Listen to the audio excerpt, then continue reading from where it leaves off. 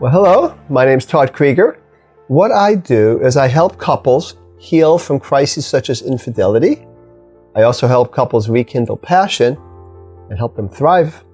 And I also help individuals process trauma and heal from it relatively quickly through a process called EMDR, which stands for Eye Movement Desensitization and Reprocessing. Today, the topic is about infidelity, something I see probably more than any other problem. And it's more specifically revenge infidelity or revenge cheating. Revenge cheating, is it a good idea or a bad idea? Now, Jerry Hall, who was partner of Mick Jagger of the Rolling Stones, she did a revenge cheat on him back in the 80s because he had been a philanderer multiple times.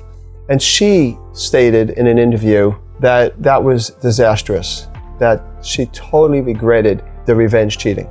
There are other couples as well that have been in the news that I won't go into it, but every one of these celebrity couples that did the revenge cheating are sorry they did it. There were marriages that instead of possibly being saved was ruined because of the revenge cheating. So that doesn't sound like a good idea. However, before I just jump to that conclusion, could there be something good about revenge infidelity, revenge cheating? I mean, I would say that I've seen people at least temporarily benefit from it. I've seen the person who cheated, suddenly they feel like they're on more equal footing with their partner. They don't feel like such a victim anymore, that it's all even. And that makes them feel a little bit more empowered. I've seen the betrayed person have an increase in self-esteem after their self-esteem being so damaged by finding out that their intimate partner that they were faithful to was unfaithful to them with another person. What do they have that I don't have? Makes them feel bad. They have this revenge infidelity and now they feel better. So it can make them feel better. It can help the betrayed person feel more attractive, similar to self-esteem. So there are some reasons why it might feel better. You know, it's like everything's even. Maybe I won't be as angry. I had one couple where that worked. She wasn't as angry at her partner. It lasted about 2 weeks, and all the anger came back, which leads to, is it really a good idea? I am in a great position to comment on this because I see so many couples that have been dealing with infidelity and more specifically even revenge cheating. And there are more reasons, I think, why there'd be bad ideas. And the main reason is, what do you want in the end, right? So here's some of the issues with revenge cheating. Number one, the betrayed person now not only has the emotional pain of being a victim, but they actually oftentimes, since most people are not sociopaths, have now the guilt and the emotional pain of what he did or she did in retaliation. So it complicates things and it slows down the betrayed person's recovery, which is already challenging enough. Another thing is that it slows down the recovery of the couple themselves.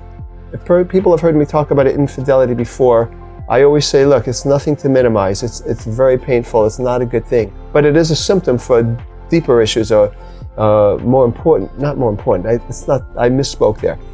Infidelity is important, but it's not the issue. It's a symptom. And so we want to get to the underlying issues. And if a person does revenge cheating, it gets in the way of getting to those core issues. It's just more pain, more hurt, more dealing with the symptoms. There's more symptoms rather than more core dealing. And when we deal with the core is where the solutions comes in, where the healing really, really comes in. So it slows down not only the healing of the individual person who's betrayed, but it slows down the healing of the couple as well. And of course, it slows down the healing of the person who did the original betrayal. I mean, the other thing too is you just want to ask yourself, who's the person I want to be?